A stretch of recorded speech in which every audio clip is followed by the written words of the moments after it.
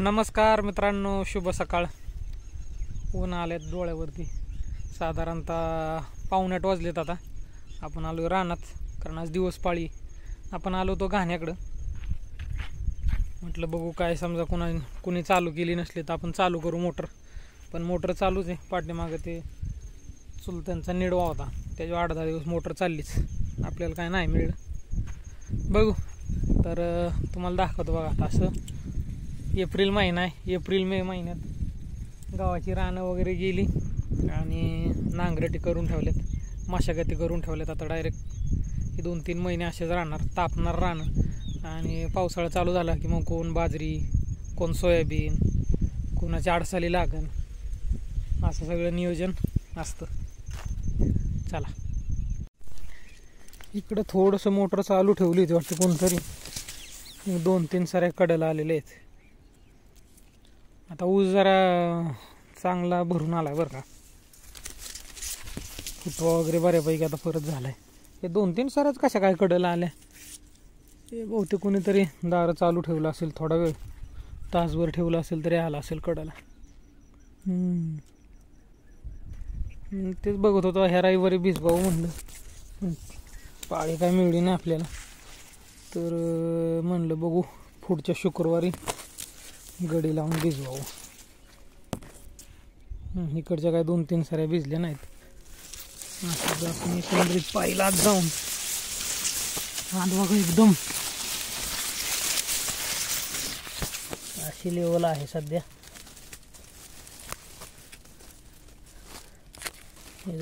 काय ओलं आहे तसं, चिखल बनतोय म्हणजे वापसा कंडिशन आहे बऱ्यापैकी. अजून जास्त गडबड करण्याची काय आवश्यकता नाही आहे, कारण आता कसं आहे आतमध्ये एवढा सूर्यप्रकाश येत नाही, त्याच्यामुळं खालचं वाळत नाही. शुक्रवारी नियोजन करू भिजवायचं आपण. हे असे खाल्ले बघा, हे कोंबारे जे नंतर फुटतात ना ते एकदम स्ट्रॉंग असतात मित्रांनो. नवीन येणारे कोंबारे झाला आता 9-10 कांडे ऑलमोस्ट गेलाय ऊस. खोडव्याकडे आलोय मित्रांनो आपण. मागच्या रविवारी आपण फवारणी घेतली होती आता, आणि खुरपून पण झालाय ऊस खुरपलाय पण. तर तेच माझं आत्ता नियोजन चाललं होतं. एक मिनटं. मागच्या वेळेस तुम्ही पाहिलं असेल खालच्या बाजूला किती तण होतं, तर आता हे तण पण सगळं काढून झालं, खुरपणी झाली, जरा ऊस पण हल्लाय आता. तर माझं नियोजन असं होतं की ह्याला एक रासायनिक खताचा डोस द्यावा म्हणून. खालच्या बाजूला तुम्ही मागच्या वेळेस पाहिलं असेल किती गावत होतं, लय तण होतं. म्हणून आता ते खुरपून झाले मस्तपैकी टाकाटक. आपल्या जी बाई येते ती त्यांनी गुरांना नेलं ते. असं एकंदरीत आहे. म्हणलं की रासायनिक खताचा डोस घेऊन यावं. दुकान उघडते 9 वाजता, तोपर्यंत बघू त्या तुकड्यावर पाणी लावून, नाहीतर मग एक खताचा डोस घेऊन ह्याला टाकून देऊ. हे काल भिजवून झालं, चांगलं घरघरीत भिजले. ग्रीनरी वगैरे पण चांगली मेंटेन आहे. ह्या उसावं लावलं होतं काल, ती मोटरसारखी बंद पडते वाटतं. फरक दिसला का मित्रांनो? हां, आणि हा इथे 2 सारे आपल्या 86-032 लागलेले आहेत. क्रॉस थोडंसं रोप आलं होतं 86चं, तर ते तेवढंच साधारणतः एक 30-40 फूट लागलेलं आहे 86. तर वाढीचं फरक पाहू शकता तुम्ही किती लगेच आहे. त्याला दुकान उघडसपर्यंत मला वाटतं हे तुकड्यावरती आपण पाणी सोडावं. खालच्या बाजूनं बघून येतो ओलं किती आहे, कारण मागच्या सोमवारी आपण रात्रपाळीला चालू ठेवलं होतं याच्यावरती. दिवसा पण भिजलो होतो, परत रात्रपाळीला सोडलं होतं. त्याच्यामुळं बहुतेक ओलं असं अजून. हे कोथरी पण आतमध्ये जातात, खड्डं करतात. काय आणलं, एक कोंबड्या धरून आणतोय कुठं आता कुत्रं. इथं कडला सरी आलेली, बघू कुठपर्यंत आलंय काय चेक करू जरा. ही जरा आपल्या बांधाला झाडं झाले जरा जास्त, कांदे होतं इथं आपलं. मशागत करायला ट्रॅक्टरवाल्याला त्यानं काय केली नाही, तर कोयता घेऊन आलो पण ते झाडं आहे ना सगळी तोडून टाकू. काय होईल हे आत्ता नाही तोडली तर पावसाळ्यात लय मोठी होत्याल आणि लय त्रासदायक होईल. इकडे इकडे इकडे फार चाललेत. एक छोटी बाबळ पण ही पण तोडून टाकू. झाडं तोडून टाकली मित्रांनो, हे पाहू शकताय. चला मोटर चालू करू. मोटर चालू केली होती मित्रांनो, पण काय झालं तिकडे गेलो वाल वगैरे बघितलं आणि पाणी कमी यायला लागलं म्हणून परत आलो. तर हे जे ड्राय रनचं आहे का नाही ते इंडिकेशन दाखवत होतं. पाणी तर भरपूर आहे, ड्राय रन का दाखवत आहे. तर आत्ता मिस्त्रीला केला होता फोन आपल्या गावातल्याच, तर ते म्हणले जे अपडेट आहे त्याचं बटन 1-2-3 वेळा दाबून धरा म्हणजे ते चालू होईल. बघू आपण आता काय होतं नियोजन. ॲटो तर टाकला आहे आपण, बघू कसं होतं नियोजन. मोटर चालू केली मित्रांनो, ते ड्राय रन दाखवत होतं, ते अपडेट मागत होतं. तर ते आपण अपडेट केलं आणि अर्धं पाणी तिकडे चाललं ना अर्धं पाणी इकडं केलं. कारण काय होतं मोठं पाणी घेतलं की पळतच जात आहे पाणी. 10 साऱ्या टोटल लांबणीचं रान आहे आपलं, त्याच्यासाठी आपण 5 साऱ्यांच्यावर सोडलं. असं थोडंसं काय होईल चांगलं टेटलंच जाईल. 1 2 3 4 आणि 5वी सारी 5 साऱ्यांच्यावर सोडलं.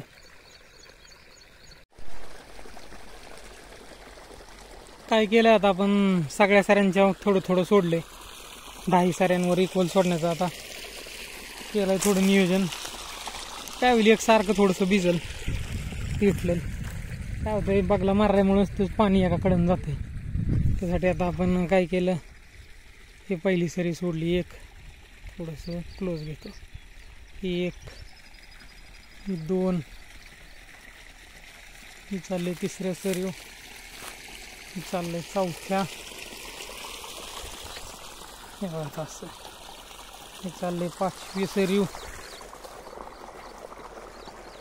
6वी, 7वी सरी,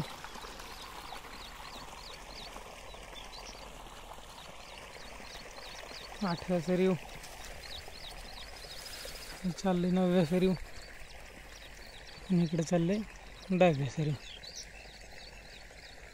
आता परत हलवी करायचीच नाही. आता सगळं एकसारखं पाणी सोडलं, परत आईनं जरी भिजावलं तरी काय टेन्शन नाही. फक्त मोटर चालू करायचं इकडे जायचं. एकसारखं भिजतंय सगळं,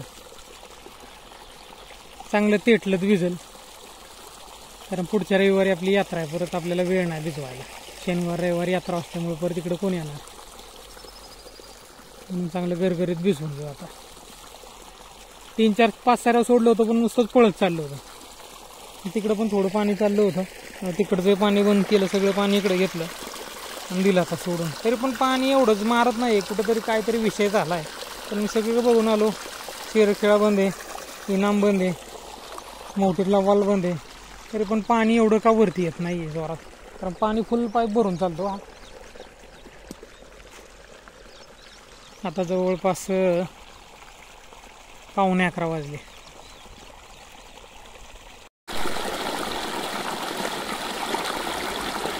लाईट गेली तर मित्रांनो, थोडं राहिलं होतं आपलं 10 फूट 2 साऱ्या आणि लाईट गेली. परत एका ठिकाणी बेंड आहे आपलं, बेंड निघालं होतं, त्यामुळे इकडं पाणी कमी येत होतं. त्यांचा एक भुईमुगाचा सारा भिजून वड्याला पाणी. परत ते बेंड बसवलं. आता लाईट आली, आता परत चालू केलं. आता जवळपास 1 वाजलेत, अजून अर्धा चालू ठेवू. गरम लय होत आहे, पायांना चटके बाजायला लागलेत. आता पाण्यात सोडून बसलोय. काचेसारखं स्वच्छ पाणी आहे.